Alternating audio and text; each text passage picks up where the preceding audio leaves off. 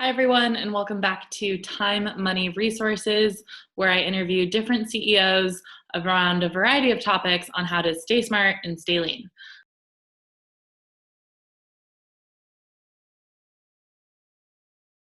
Today's guest, I'm very excited to welcome Carrie Sullivan. She is the CEO and founder of Culminate Strategy Group.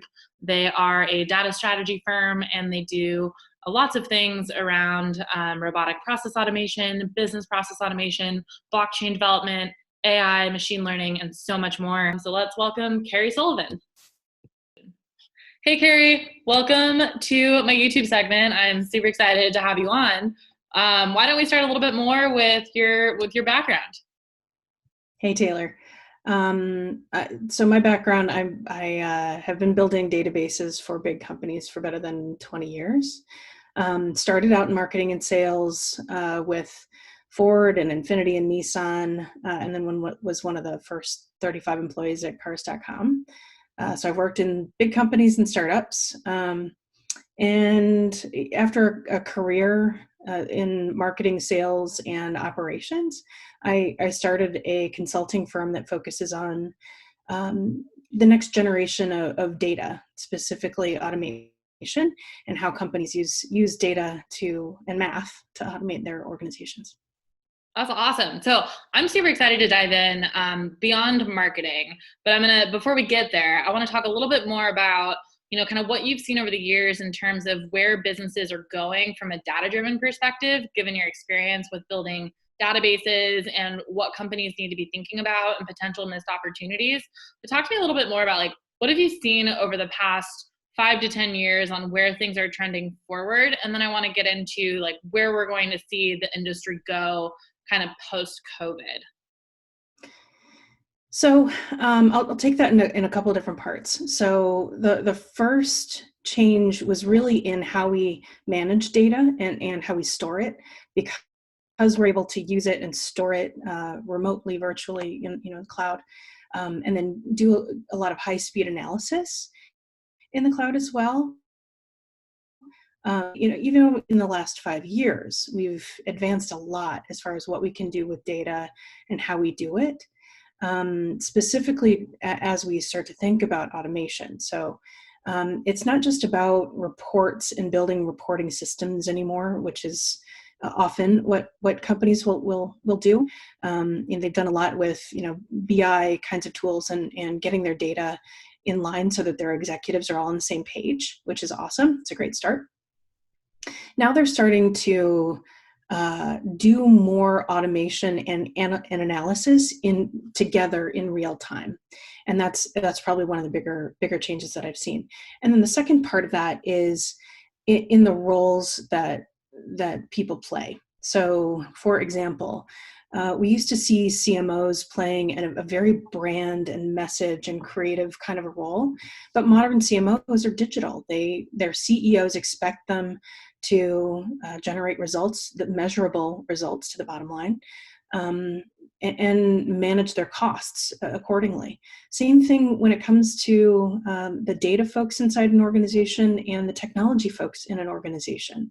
Those groups are really starting to merge together, and because of the way that data and math will be used via RPA or machine learning to automate different parts of the organization, those functions will fundamentally change and become much more united. Awesome. So given that everyone's forced to shift to a digital environment today, what are some infrastructure problems that you're seeing companies now look to solve almost overnight, right? Because I feel like there's a lot of companies out there that had plans for digital transformation, but were either slow to act or had it in their roadmap and didn't quite act on it quite yet. What are some common infrastructure challenges that businesses are kind of sitting now going oh crap, for lack of a better word? There's a lot of oh crap right now. Yeah. Both for a variety of reasons, right? You've got a situation, a global situation, where we're heading toward an economic crisis. We've got a a worker crisis in that we're not sure if bringing our workers back will make them sick. And we've got to keep adjusting to this more virtual world. So this pandemic will change the way that we work and the way that we socialize.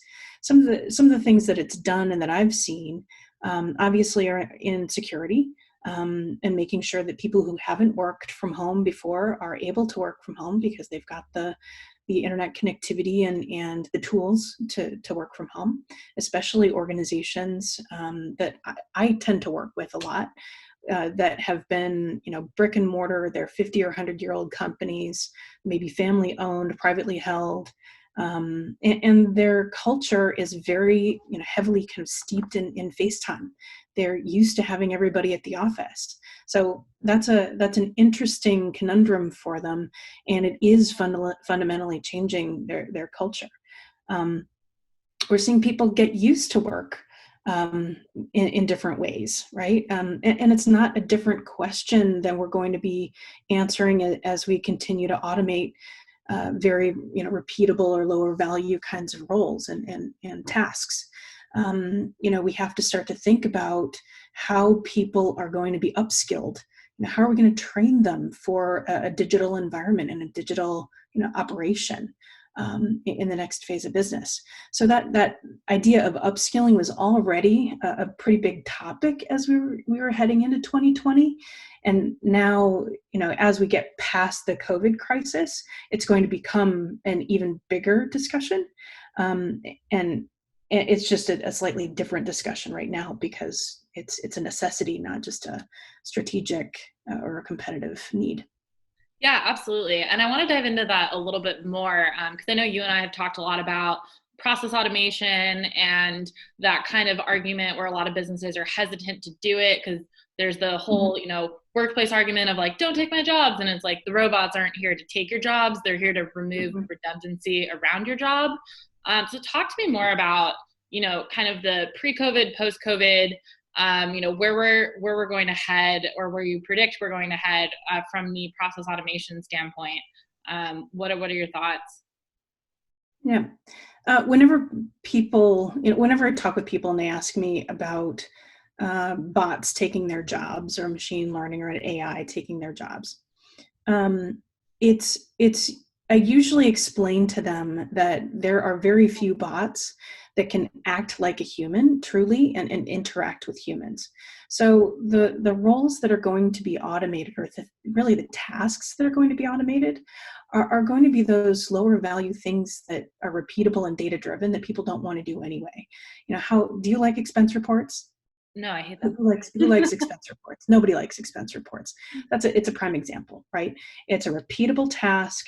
You're scanning in receipts. A visual bot can take that receipt in and categorize it and do something with it in a financial system. And it's a pattern that's repeated over and over again that the human shouldn't have to do. So why not automate some of those things and make your life a little bit easier? So sales folks, it's going to be huge for them. When we start to think about other things, especially in finance, bookkeeping, one of the biggest challenges in bookkeeping and accounting is human error. So when we start to think about data entry, chasing invoices, chasing POs, things like that, we can take away some of the work that people don't want to do, or that doesn't have a ton of value and is pretty error prone, and give them work that's much more analytical and adds to the bottom line of the business. And that's really what this is about. We're focusing on adding to the bottom line of the business, higher value work, and doing work that humans really are really, really good at, like dealing with other humans. That's where we excel. Mm-hmm. I want to take the conversation in a bit of a different direction because I know you do a lot with higher education, and given this, there's people aren't allowed to have their graduations. We're unsure if we're going to see wave 2. I think we are, but how will that affect admissions? And thinking about all that you do with higher ed in terms of automating admission processes and making all that easier, and then also the marketing side of that. How do you see that industry completely changing, not only to COVID, but also to looking at digital transformation around the situation of COVID? So, one of the things I'm noticing as a mom, I'm sitting around my house and with my two teenage kids, and I see them interacting with their peers and their teachers online. So their teachers are getting used to it's not perfect. I'm sure it's really, really painful for them, and teachers, thank you. But I'm seeing them all adjust and doing it not seamlessly, but in a way that is still purposeful and adding to the learning and the skills that kids need. So, I think that one of the things we have to think about is that we're going to have a generation that's just lived through a pandemic. They've been schooling from home. They're used to schooling from home and building some of those skills and disciplines that are required to make sure that they get the work done and they continue to learn. So, as those kids end up in college, the undergrads are going to start to do a bit more and have more of an expectation around digital learning. That hasn't been an undergrad thing at this point. They've undergrads, unless they're going to, specifically to an online school or, for-profit education, undergrad experience has been about going off to college and partying and having that borderline I'm adulting experience, College right? experience. I'm adulting. So I think when you think about the people, that's where change happens. Change happens in the needs, and it's rooted in the needs of people, and it's enabled by technology and data. So when we start to think about the people and how they're going to evolve into the next decade, you're going to see kids having an expectation that their schools will give them more education online, both in high school as well as undergrad and college. We're already seeing that in master's degrees and higher education. As the farther you go along, it's much more electronic now. So I see more of that happening younger. So I think that's going to change the way that we think about admissions. I think it's going to change the way that we think about how students are targeted to go to different programs in different schools. I think it's going to change the way certain programs are offered, and the curriculum that is provided to those students. Labs take on a different connotation, right? And how those labs are facilitated. Mm-hmm. So I see us thinking through a lot more of those activities and the people who will find value in certain educations in certain places. That's awesome. Great insight. So before we get into rapid fire, I want to ask, what technology trends or innovations are you really excited about that are going to come out of this pandemic? Mm.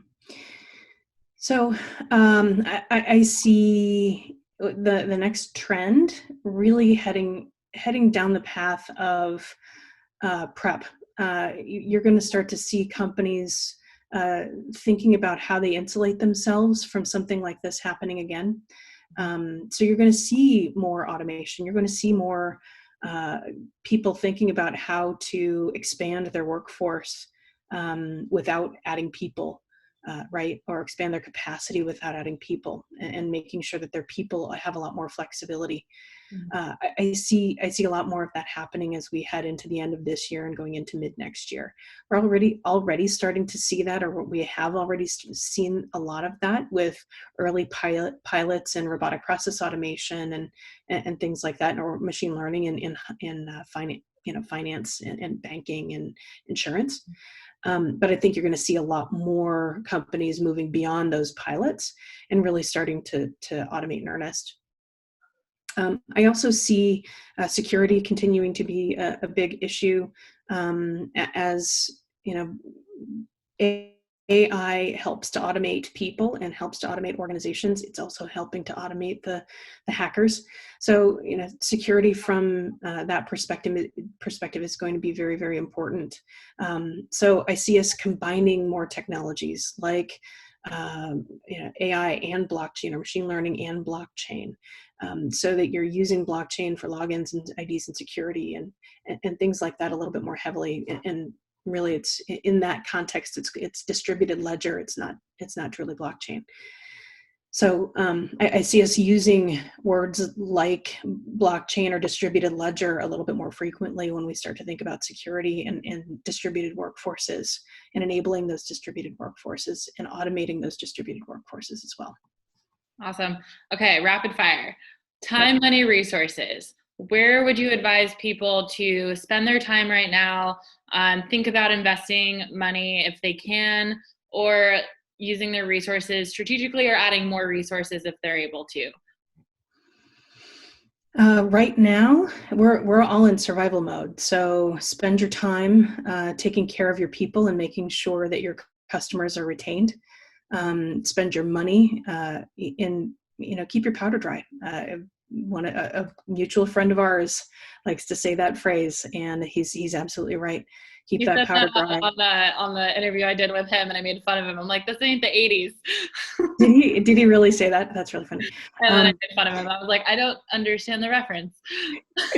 It essentially essentially means that you need a cash reserve. Companies need a cash reserve. So the companies are, when it comes to money, think about that cash reserve. And that's why we're seeing slow pays and late pays.